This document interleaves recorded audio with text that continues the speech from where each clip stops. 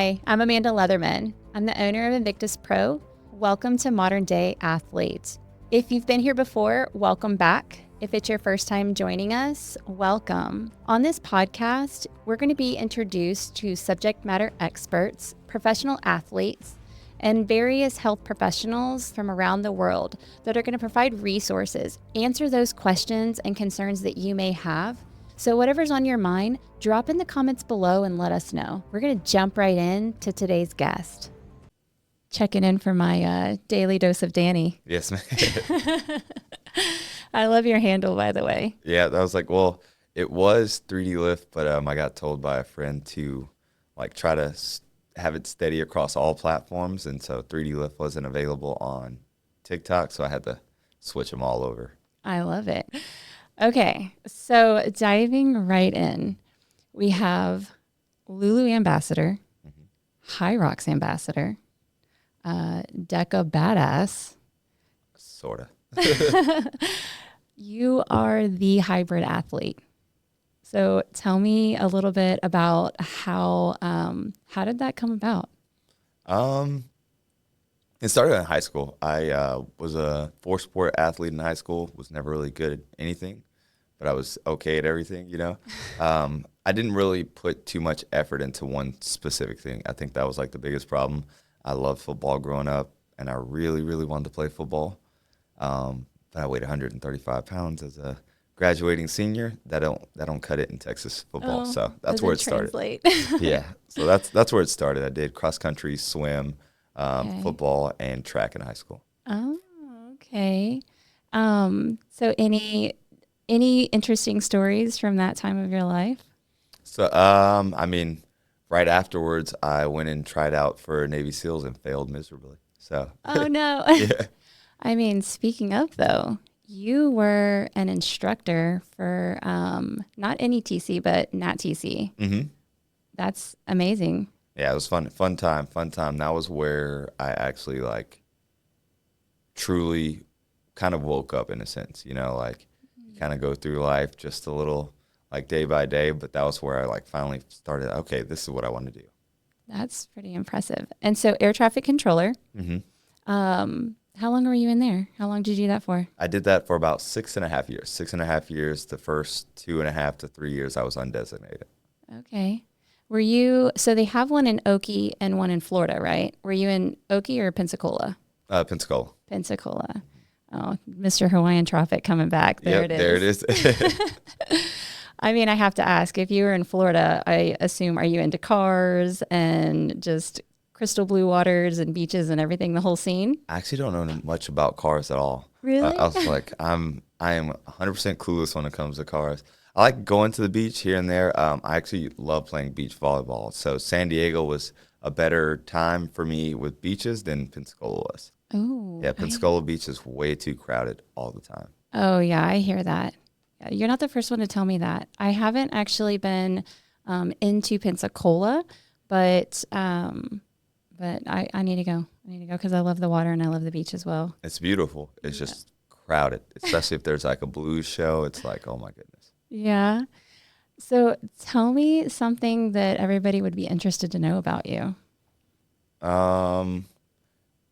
A fun fact. I'm not a fan of actually working out. I don't.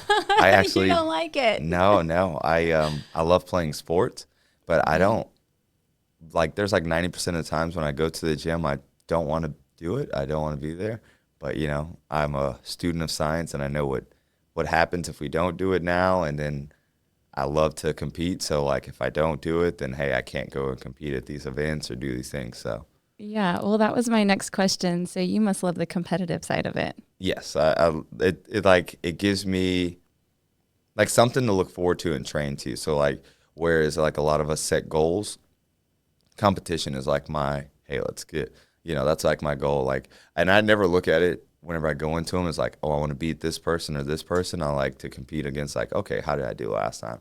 Or hey, what is going to be my standard? Where am I going to start? My starting point. I love that. That's great advice too for all, athletes coming into that. I have to admit that I am a little bit of that like underdog. I need to find somebody who's a little bit better than me, and then I push to try to compete against that person. There it is. I probably shouldn't admit that, but that's just how some people have their competitiveness shows in different ways. Some people need that rabbit. That's what we call Yes. it. Yeah, that's exactly what it is. And so, I mean, on that note, like, tell me a little bit about what you've got going on right now. Like, what are you dabbling in? What projects do you have coming up? What competitions are you training for? So I actually am looking at a lot of things right now, especially coming up in March. We got HYROX, of course. There's like the Spartan trifecta weekend the week before HYROX. So I'm like debating if I want to go in and try That to sounds knock. spicy. Yeah, I was like debating if I want to do it. I don't know if I want to run 30K though in a weekend. Um, Ouch. yeah, it will be brutal. Plus the obstacles, so that's like that would be brutal. So I'm looking at possibly doing like the 10K the week before High Rocks, and then boom. There's possible events. I can't really speak too much about it because it's not 100% official yet. Okay. That I just got invited to go out there and try. It's somewhere in Minnesota. But right now I'm getting ready to graduate undergrad May. And then I just got accepted to Texas Women's for their master's program, dual master's in exercise science and nutrition. Amazing. Congratulations on that. I appreciate it. Yeah. What are you looking forward to the most with that experience? Learning the in-depth. So like like I said, I'm a student of science and I love the way learning like how the body works and all the little neat processes that happen. So, like 2 classes I was telling my wife about it's like metabolic pathways of macronutrients, and then another one is metabolic pathways of micronutrients. So like whole courses on exactly how that works deep down. I'm excited and like not too excited about it because I know the amount of work that it's going to be. Yeah, it does entail quite a bit, especially when you start incorporating a little more of the supplemental nutritional side of things. And do you have previous experience with nutritional training? Yep. So I mean, I don't have my nutritionist, but I've taken about 4 or 5 nutritional courses like through school and like just really deep dove into it because, that's where my journey started. I had to learn this side before I got back to this side. Right.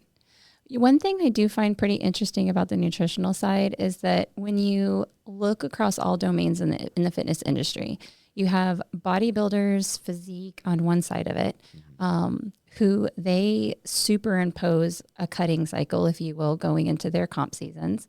And then you have the hybrid athletes, the CrossFitters, more of the OCR athletes who deep dive into more of a bulking or really holding on to that maintaining calories. So not a calorie deficit whatsoever, which is interesting that both of these dabble on those opposite ends of the spectrums to essentially perform. Yeah. It's because like the little details, right? When you're doing OCRs or the hybrid stuff and the longer, you need the carbohydrates. When you're doing bodybuilding, you want to deplete your body of carbohydrates to get that little bit of cut look. So it's like they're like whole different spectrum. Yeah, they absolutely are. I kind of refer to it as like the dry sponge method. Yeah. It's just you got to take every last ounce out. Yep. Oh, man. So, I mean, it sounds like you've just been involved in fitness for so long. Like you talked about high school, but how long have you truly been involved in fitness? And, On what aspect? well, I mean, and so did you play sports as a younger athlete, like middle school? Did you do team sports? So I played football ever since Little League. Okay. So I've played sports like my entire life. Okay. And then when did you get serious? Like when did you dive into, I want to be a hybrid athlete. I want to start competing. About 4 or 5 years ago, honestly. Okay. That's like when I learned a lot about everything. Like I actually started going back to school and learning like nutritional courses and like, hey, the actual correct form. So like I had to do a complete rebrand of like myself in a sense. Okay. And it really started off with social media. It's actually funny. I'm not a fan of social media. I do it because that's where the world's going to. Right. And it's like where we go now. But so I would record and, put videos on and people would, I was like, I love it. People are brutally honest. They're like, man, your form is terrible. Like, what are you doing? Like, Oh, you're going to wow. hurt yourself. Ouch. And so I had to like legit like go back and look and I'm like, maybe everything that I am doing is wrong. So I had to like start all the way over. I think I took 3 or 4 months of like not putting any weight on barbells, just like focusing on, hey, squat form, deadlift form, like all the little things, and really just studying and trying to get that down. So that's why I say like 4 or 5 years ago, that's like where my actual fitness journey really started. That's really cool. So you drilled it. You were just back to the basics and drill. Mm-hmm. Consistency is key. Yes, ma'am. So, I mean, in this process, has there been a moment that's really stood out to you? In terms of training. In terms of training, not necessarily. I don't really have any big achievements or anything that's like really set out where I'm like, hey, I really did that yet. So no, not really. It's like it's all just one big jumble of learning. Yeah. Well, then taking it back a little bit more, I mean, where did those first seeds, where did that come from? That first seeds of inspiration for you to really dive into, okay, I think I'll take the bait, I'll drink the Kool-Aid, I'll become that competitive athlete. I was depressed. I was drinking a lot of Hennessy on a daily basis. I was in the military, I was poor, and that was my outlet. So Really? mm-hmm. So it was either self-destruction or self-improvement. Yep. Well, still self-destruction in a way. You do bring up a valid point. You do, because I have a good friend of mine who is a psychologist, and she says that fitness people, trainers like us, that really dive into that rigid routine of training do have those I guess, psychopathic tendencies. We just have a positive outlet instead of a negative outlet. Yep. So, I mean, there's some realism for you, right? Yes, ma'am. I mean, going through that time in your life and getting to where you are now, you have so many amazing titles and you inspire so many. I've heard about you in numerous conversations, and people always say, Danny this or Danny this, Coach Danny. And I'm wondering, was there ever a time in these, last 4 to 5 years that you've been doing this, that you ever felt like just giving up? Plenty of times. I mean, like, I honestly, like, one of the biggest things that I don't really talk to many people about, especially now that they're out of the business, it's no harm, no foul anymore. I kept like this one kind of back because like I respect people no matter what. Like, you can do me wrong or so on and so forth. But at the end of the day, I'm still not going to, put you underneath, especially whenever it comes to like the fitness side, because, what you say and what you put out there can really damage somebody, and they had a family to provide for and so on and so forth. But it was honestly when I quit BFT The Woodlands, when I quit being the head coach there, I went into a little like negative rut for like 2 or 3 months. I didn't really work anywhere. I was just like kind of lost. And working for those two owners actually put me into a place where I like started to question and self-doubt myself a lot more, right? Like, am I really worth this or am I really worth that, right? Because, you get paid a certain amount, or you choose whether you want to go salaried or hourly whenever you become the head coach. And it was like every other week they were saying like, hey, we're paying you this much, like we should be getting this much out of you. And, at this point, like I'm teaching 22 to 25 classes a week at a minimum. Whenever we were doing grand opening or pre-opening, I went and procured majority of the members, like they weren't talking to everybody like I was going to go talk and bring people in. When we did a Taste of the Town in the Woodlands, one of the owners, she sat at the table, and that was her job, and I had to go out and bring like who was our front desk lady at the time. I had to go out and bring and talk to them. She wasn't really too big on talking to people, so I had to go and talk to everybody and do all this. And to get that far in after opening the studio, after what we had built, how many members we had gained, and the community that we had started to build up, to still be questioned about like daily, like, hey, you're supposed to be doing this much. And one of the biggest things was like they weren't the best leaders at all. You can still learn from them, but they weren't the best leaders, right? Like something that I always pride myself on, if somebody works for you, know at least the basics about them or what's going on within the business. You don't have to know too much of their personal life, but at least know within the business. They couldn't even say what my schedule was. They couldn't even say like on what days I did or didn't work, like they had absolutely no clue. And I would understand if it changed on a weekly, but I worked the same schedule for 7, 8 weeks at that point. And they were just too invested into another business at another time. And that whole thing just put me in a real dirty spill. Yeah. I mean, I guess, what they say, what breaks your heart fixes your vision. So what kept you going at that point? So you went through that hiatus of really struggling to identify if it was you personally or if it was a professional, situation that you had just unfortunately found yourself in. Where was the motivation out of that? Well, I mean, I have to provide. I got 3 kids and a wife, and we just bought a house, and I couldn't let that go under. So at that point, you got to figure something out, right? You got to get out of the rut no matter what, whatever you do. And it was a bright side because I had been into a situation like that before. I had been in like that mentality before. And I was like, okay, hey, I was able to identify like the little patterns, like, all right, we're really starting to go down deep into it, so we got to get out of here. So, right. I mean, and you bring up a good point. Loving husband, amazing father. Correct me. Do you have another one on the way? I do have another little nugget on the way. That's amazing. Boy, girl? Yeah, boy. So I have 2 boys, 2 girls. Oh, that's amazing. I also have 2 boys and 2 girls. There it is. Just catching up. We have a joke about it too. It's we just needed to balance everything out is what it was. We're very symmetrical. There it is. I mean, so on that note, being a supportive parent and husband, but also receiving that for you, was there a moment where you felt like you had just the aha moment of you had grown or matured professionally or personally?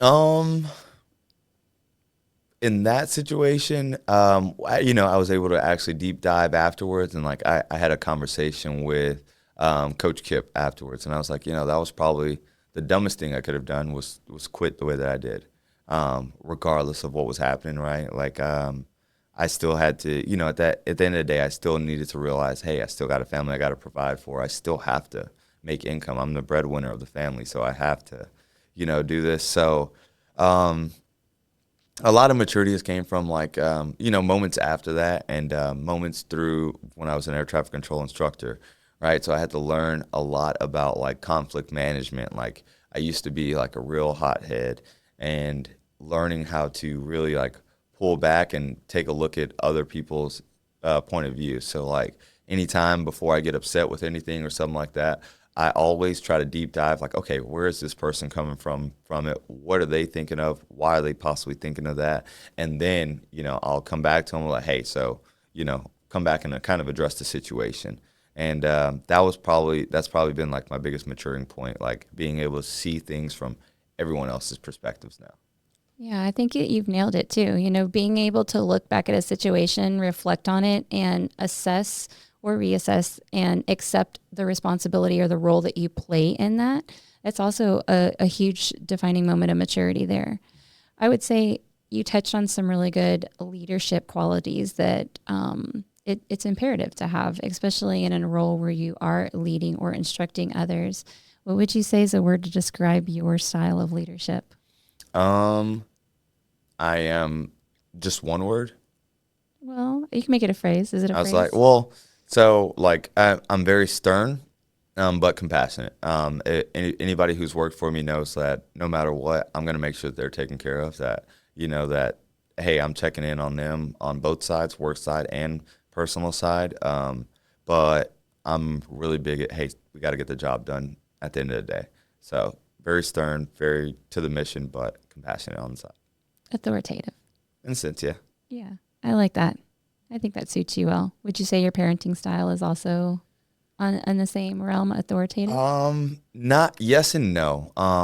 As a parent, we're always learning.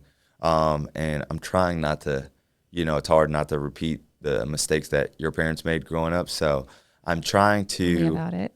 yeah, I'm trying to learn and see, like right now I'm trying to, like, my biggest thing is try to see like what responds well with my kid. So like my middle child, I learned that, hey, I can't be that really hard person on her because it just doesn't work. She's go against the grain. She's gonna fight back no matter what. So Did she like get that from you or your wife? that one definitely from me. So I had to, be like, okay, how can I, parent her in a manner that works, that one doesn't cause her to have these big outbreaks or these, moments of upsetness where she can still, hey, come back and talk. Like when she's upset, come and talk. So like a lot of things I've learned as well from myself, like when I get angry, like how I shut down and things like that. So like I do the same things with my kids. I'm like, hey, let's go sit down, and then we'll come back in 10 minutes and you'll tell me what's bothering you, and we'll try to figure it out from there. So like those things. But when it comes to like not doing what they're supposed to be doing at school, that's the one I am very authoritative. Yeah, that's where you lay down that's Yeah, the boundary. it's like, hey, do what you need to do when you need to do it, and we'll talk about it later. There's nothing like having your deficiencies just waved right in front of your face till you have your own offspring that are now doing the same things that you do, Yeah, right? you're like, I know. You're like, how do you parent the me out of you? yeah, how do I get that out of there? Motivationally, it sounds like.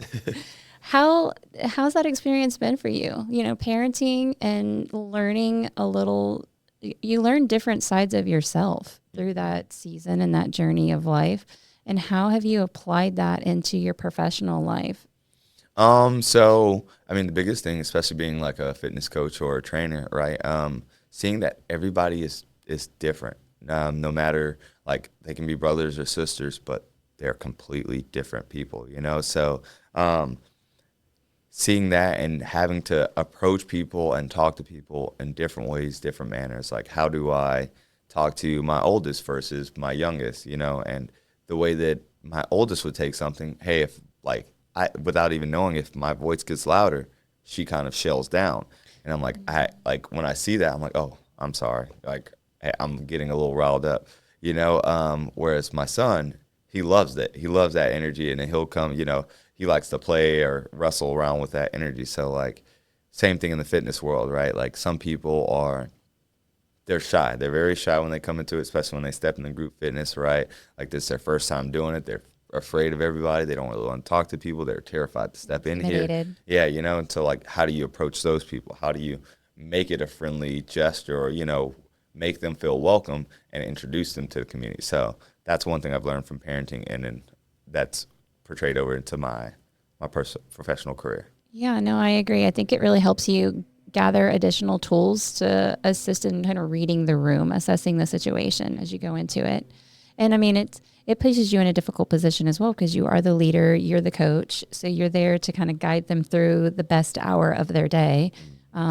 And so for you to be able to have that ability and helping them kind of get from point A to point B and doing it in a way that breaks through that shell and that discomfort that they have when they come in the door and leave with a smile on their face, wanting to come back. I do think that's been one of those helpful things is terms of parenting as well. It kind of softened me up a little bit. I don't know if it softened you. So I was like, I still have the sharp edge when needed. True. Yes. We rule with an iron fist with a velvet glove, right? Mm-hmm. I mean, so you also have your own training business. Mm-hmm. And what would you say is your like target or ideal client? So athletes. So I'm targeting like athletes, middle school, collegiate, or going into the professional side. And that's why I'm also like furthering my education into getting my registered dietitian, so now I can break down nutrition for them to get them to the right spot.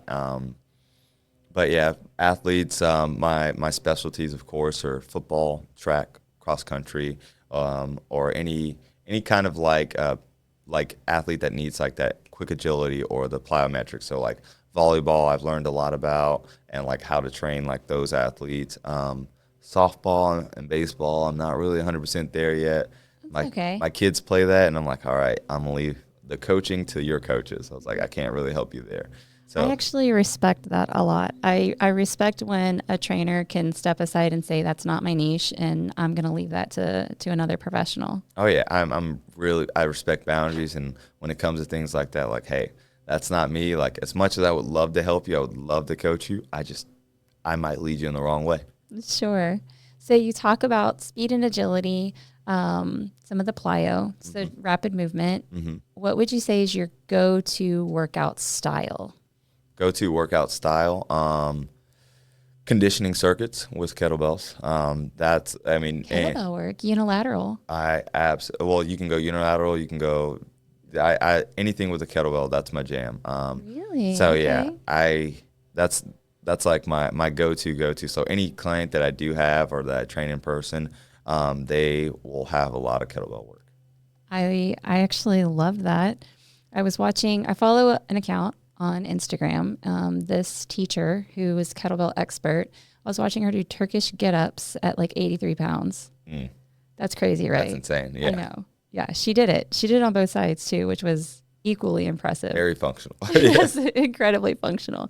So she spends a lot of time in her classroom teaching her kids, elementary age, how to swing around the kettlebells and just keep their bodies busy and keep them moving. Yep. I That's think the goal. Yeah, that's neat, right? Mm-hmm. Okay, so I mean, of all of the things that you do, including DEKA, and I mean, tell me about that. So I heard you made it to world champs. Elite 15. We didn't do so well though. I had still battling an injury. I hurt my wrist pretty bad. And when competition came through, I couldn't even hold the 60-pound kettlebell in this or dumbbell in this hand. Like Man. it was just so. And then that, like, me and my partner, we tried. Like, he was a little exhausted. Like, so our strategy going in was different than what we had to go into. And it was a lot of like micro transactions that cost us 45 seconds to a minute on our time. Oh man. I couldn't help with the ball toss overs because like it was actually bad. Like, I tried to pick up the ball the first time and it just kind of fell out, and I picked it up and it took me like 20 seconds to do two. Whereas, hey, like usually you can get like 5 or 6 out in that time. So like my partner had to like take back over there, even though he was like dead exhausted. And so it was a fun time. It's a learning experience though. Oh, yeah. You're not going to go out and crush them all. Yeah. Oh yeah. Without a doubt. Yeah. And the fact that you have the ability to step back and take away, the small micro errors and just learn from those and push past them. So are you going to try for it again? Of course. I was like, I don't know if my partner wants to, but I'm definitely looking forward to going for it again. Oh man. And so have you run the DEKA solo? Yeah, I do the DEKA solo actually quite often. So I qualified for my age group in the Worlds, but I couldn't do it because I couldn't carry the dumbbells. So I would literally not be able to finish the race. Oh man. Oh man, I'm sorry to hear that you're injured. But I'm looking forward to seeing you out there on the floor again. I was like, yeah, it's coming. So I'm trying again DEKA this weekend, and we'll see. This weekend will be like a test to see what my wrist can do. Okay. And so it's been, a couple of months recovery time? It's been too long. I need to go get it checked out. It's been since like September, October timeframe. Okay. So a little bit longer. Yeah. Mm-hmm. All right. Well, hopefully you get good news with that because we want to see you back out there competing. I was like, fingers crossed. No, you got this. I have full faith that you got it. Okay. So in terms of everything that you've experienced from middle school, high school sports, and then most recently all your competitive stuff, has there been one moment throughout this journey that's just really stood out to you that is more of a pivotal moment for you? It was more of when I was in the military, and one of the biggest reasons why like I'm going this career route or the path that I'm going now, I'm trying to become a teacher at a high school while I still do my business on the side. So wait a second. You're going to be a full-time student Mm-hmm. and a teacher and a trainer. Danny, what the hell don't you do?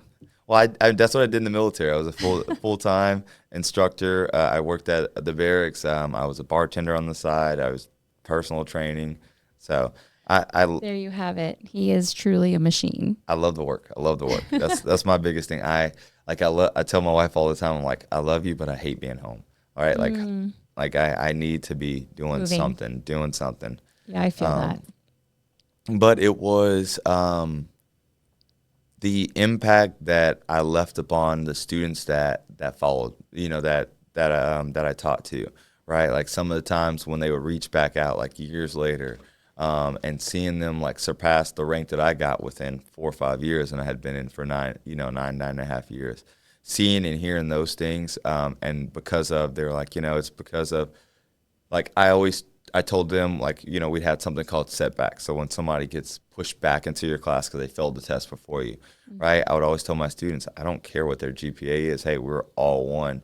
And I'm like, so we're all I was like, if we don't all pass this, if we don't all do this, then hey, then we all failed in my eyes. And I always taught them to, hey, always bring somebody up when they're down, or always look out for the next person, right? You never know what's actually going on or how they were brought up. So I had a student.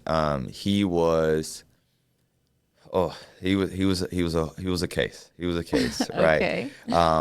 And he was getting kicked out of the Navy for doing illegal substances, and he worked with us as a yeoman. So that's like one of our little paperwork people, and they were like the people that we kind of trust a lot. Admin. Yeah, pretty much. And he he would always go out. He would get like hammered, and then he would come back to the office. He'd be like in tears or crying about something or crying about this, and I would always, I'd take that time out. I knew what time he was coming in. Hey, let's go ahead. Let's go in the office. Let out whatever you need, whatever you want. Just let it all out. I'm here to listen. Unjudging. As long as you don't tell me that you did something you're not supposed to do, then hey, we're good here. Yeah. And then that student kind of betrayed our trust. He sold what we call like Liberty cards. Like they have different levels of liberty. So like phase 1, you can only wear uniforms. You can't leave base without a buddy. All these things. Phase 2, you can finally wear civilian clothes. And then phase 3, you get overnight privileges and things like that. So he was selling phase 3 liberty cards, throughout the base. And of course we fired him, and he was still like, like this really bad person, but he would still come by here and there and like ask to talk. And I'll tell him like, hey, look, like, we all mess up. We all do things that, hey, that we regret, or things that, hey, we wish we wouldn't have done. I was like, but I cannot, I was like, especially because you're a 19, 20-year-old kid. I was like, I personally can't hold you to like all your mistakes. I was like, because one, it's not like I didn't do these things, right? It's not like when I was your age, or if I was at that point, I wouldn't have done the same thing. I was broke as an airman. If that was the easy way to make $100 per person, you can make $1,000 in a week. Yeah, we all screw up. Exactly. So that, working with that student was really one of the most pivotal things, right? Like it was seeing like, hey, like giving chance after chance, right? And seeing like, hey, how this person can or cannot become. So like now he's a civilian, and he's reached back out to me plenty of times like, hey, like I really appreciate this. Like, I still watch everything that you do, and I really appreciate, hey, you putting that time into me. He's like, now I do this. So now he's like a car salesman. He's actually doing really good, and he's like found sobriety and all these things. And I'm like, well, hey, that was it. Yeah, that is a turning moment. Mm-hmm. You really mentored him back around. And that, I was the person for him that I needed growing up. So who's that person for you now? That person for me now, my wife, actually. My wife, she listens, she's like my vulnerable person now. I can go home, I can talk to her, I can let out whatever, and she doesn't judge, she just brings in a hug, and, we talk about it and we keep it going. So my wife is that person now. Yeah, I love that. It's crucial to have that strong support system in place. Especially in somebody like yourself, or me, for instance, or anybody else who's gone through great tribulations and setbacks. I am a firm believer, and I'm sure you are too, that the comeback is always stronger than the setback. But it's mindset. Always. It always starts there. So one thing that comes to mind for me is the terms always and never seem so definitive. So I like to use them sparingly, because I feel like at times they can also be restricting to your potential. And I don't feel like we should put limitations on our potential, or things that are essentially dreams initially that we then have to reach out, to achieve them. But what are some of the biggest goals that you have left? What's something that you haven't gotten there yet, but that's a goal that you have? So prior to my wife actually being pregnant, I was on the path to pre-physical therapy. Okay. Um, so I shadowed a physical therapist around. That was my dream goal, and that's something that it's on the back burner for now. But one of these days, I'll go back and finish that up. Yeah. What's it going to take for you to get there? Doctorates. I just got to go through the school, and got to go through the school. And that's the hardest part, during that. Then that's why I need to truly harp in and focus on my business and the things that I do, so that way when I go through that schooling, my business is still able to carry and provide for me and my family.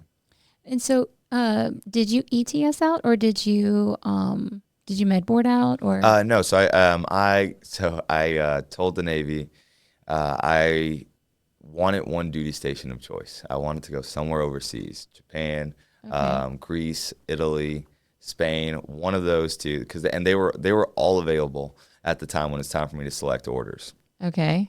I had just won, but I was also in a very bad spot. So I had just won Junior Sailor of the Year, and when you win that, you get you put in a package to get auto promoted to E6. My package was like on its way up, and I couldn't accept any of those orders as E6.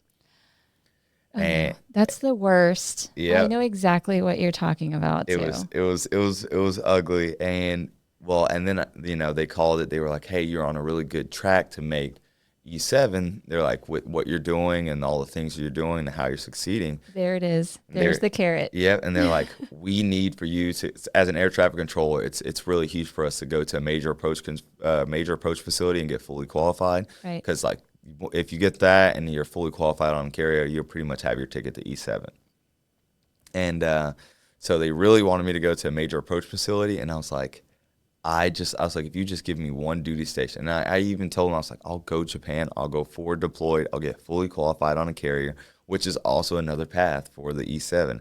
Sure. And they're like, no, we can't let you go there, because I had already done. So I did 3 years sea duty when I was undesignated when I failed from buds. Then I did 3 years of sea duty or it's like 3 years and some change of sea duty as my first duty station as an air traffic controller. And then my last three and some change I did as an air traffic control instructor. So I had 3 back-to-back arduous duty stations, and they couldn't allow me to go back to another duty station of that sort because it had already been too long. So Oh, man, you got the short end of the stick on that one. yeah, Uh, it was rough. yeah. So I get that. I get that. When I went into the Air Force, that was my one thing. I want to go overseas. Send Hmm. me everywhere but the States. Yeah, And I did not leave the States. I got to deploy luckily, but I really like I'm a big nerd. I'm a big like video game anime nerd. No, Like you're not. I am my entire leg. This is all anime tattoos on this leg. Oh, man. Yeah, I'm a huge nerd when it comes to that, and I Okay. wanted to go experience Japan so bad Yeah. because of that, and they were like, no. So, Oh, man. And they say it so heartless. No, yep, denied. yep, nope, we need you to go to a major approach facility, and then, and it's funny to see like how a lot of people flip their backs on you too when you tell them you're getting out. Mm. Oh man, like it was a whole different dynamic when I was like, okay, well, I'll be separating. I was like, I have a little bit over a year left. I'm separating, and then I also, because I knew how it was gonna get, how they get there. So I also at the same time I routed a package, so that it's called Skill Bridge. Have you heard it? Yes, I know exactly what that Yeah. is. So It's like a transition program. and I routed that so I can be like a coach out here in Houston at like F-45s. Oh, And yeah, nice. There so you for 6 months, I got to do that prior to getting out. There you go. Yeah, that's the perfect segue of kind of getting your foot out into civilian life. Hmm. Yeah, lucky for you. I'm glad that that worked out for in your favor because you're right. There are a lot of people who it's kind of like while you're drinking the Kool-Aid, they're fully there in full force to support you, and then it just It flips. switches. Yeah, it really And does. well, luckily, I pride myself on no matter what, I try not to lean on other people to do things or so on and so forth. So when it came to getting out or doing all those, I learned how to do like the entire checklist on my own, how to get all of my medical stuff, you know, because it was Nice. also a time like right after COVID as well. So Oh, that's like a lot of rough. stuff had got shut down, a lot of things. So I had to go and learn like all the little things to have that done prior to me getting out. So that way my package they had no reason to deny my package. Yeah, or stop it. So and when I learned it because when I was air traffic control, like I was the charts and pubs.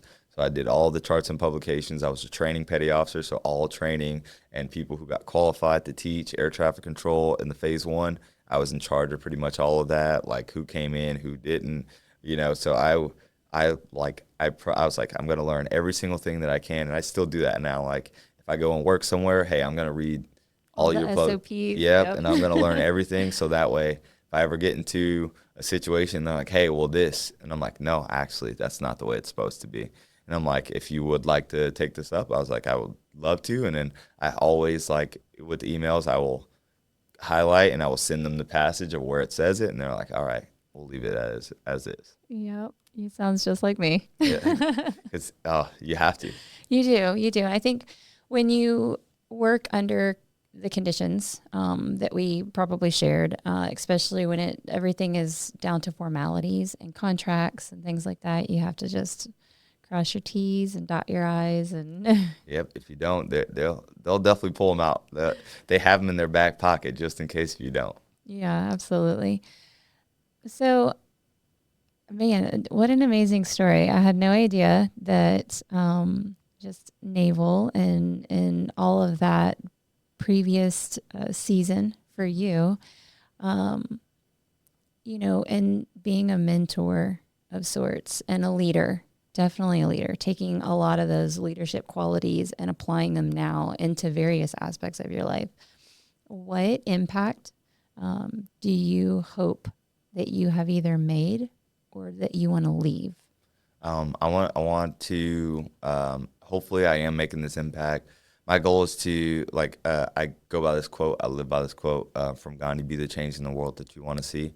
So, our world is in a really, really bad state right now with, things that are happening within schools. You know, with young males, mental health is really bad, and so that's the reason why like Lululemon actually had scouted me out because I'm a really big activist for mental health and males, mental health in the youth, and I reach out and I've tried to speak or talk to like schools or stuff like that, or just gentlemen, just to show them that hey, there are positive outlets. Hey, if you ever need this, like hey, this is what you can do. Things of that nature, and that's another big reason why I want to go into teaching because I've reached out, and I'm not going to put any names out there. I've reached out to a few like teachers, and I'm like, hey, I would love to come speak. I would love to come do this. Hey, can I come to your program and talk to these Oh, I people? think you'd be an asset. And they're like, well, no, well, no, well, no. Really? You got shut down? I've gotten denied every time Oh, right now. I man. think I put out like 5 or 6 requests, and I've gotten denied every time so Don't far. stop. Oh yeah, no. Well, and that's why I'm gonna go. Hey, I'll go and become a teacher, and I'll find my own route through that way. And then I'll make my own network where I can continue to do it even after I'm done teaching. Yeah. So I'm really big on like making networks, making those connections to where hey, all right, cool. I now have this outlet to be able to speak to these people, or so on and so forth. So that's what I hope. I hope that I can spread a little bit more of love, a little bit more positive psychology in the world, and yeah. A daily dose of Danny. Yep, the little daily dose of Danny. Okay, so rapid fire, and then you can hit me. We'll flip the script at the end. All righty. Okay. Would you consider yourself OCR or hybrid athlete? Hybrid. I don't really do too much OCR and technicalities. Okay. One word to describe you. Resilient. I see that. That was also a word I was going to call you. Yeah. And then where can people find you? Anywhere. Literally anywhere. I coach at Lifetime, Shenandoah. I coach at BFT, Glenlock. I live in Magnolia. I go to Sam Houston. I'm everywhere. HYROX, HYROX, DEKA. Oh. You do the run club, don't you? Mm-hmm. So the Woodlands HYROX, official HYROX run club is led by you. Mm-hmm. We don't really have too many show-ups every here and there, but I always host it for anybody that does want to come out there. I do it for me because I need those workouts, and I'm out there because I understand how it is to do those by yourself. So it's always nice whenever a few people show up, and I'm like, cool, I don't have to do this by myself, or I am doing my own workout by myself, but there are people around that are still within that same realm. It's a whole different level of mental fortitude. Yep. Yeah, I'm right there with you. I am not the biggest fan of working out alone, but we don't necessarily have to be doing the same thing either. Exactly. All right. Ask me anything. What'd you do in the Air Force? Intel. Intel. All right. How long did you serve? Not long. I didn't finish my term. I got an extensive injury and ended up getting out because they were going to reclass me, but contracts, they can't reclass you without you approving it. So Yeah. I opted to get out instead and turned around and went contractor. So I was like, yeah, probably was a better route. yeah, ended up pursuing what I wanted to do. I went in with a goal to get some experience and ended up doing it anyways. And what's the impact that you want to leave or that you are making? I hope it's community. I hope it's a sense of unity. I want everybody to feel connected. I want everybody to feel supported. So the mission that I'm taking on this year is to build up the athlete community. Mm-hmm. And I'm doing that one step at a time.